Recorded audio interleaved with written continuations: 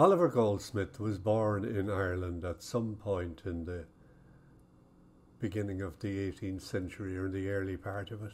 There's some discussion about where he was born and what year he was born, but he died in London in 1774 and he was around 45 years old. He was a poet, playwright, author.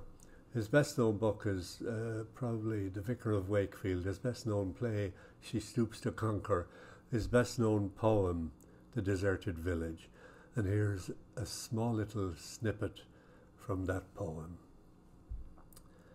Beside yon straggling fence that skirts the way, where blooms the furze unprofitably gay, there in his noisy mansion, skilled to rule, the village master taught his little school.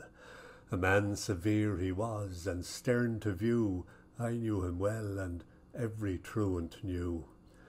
Well had the boding tremblers learned to trace the day's disasters in his morning face. Full well they laughed with counterfeited glee at all his jokes, for many a joke had he. Full well the busy whisper circling round conveyed the dismal tidings when he frowned.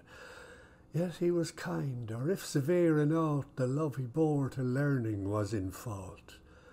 The village all declared how much he knew. 'Twas certain he could write, and cipher too.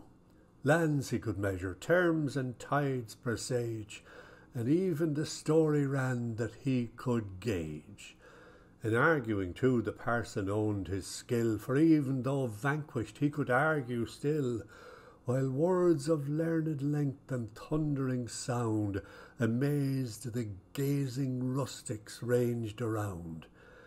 And still they gazed, and still their wonder grew, that one small head could carry all he knew.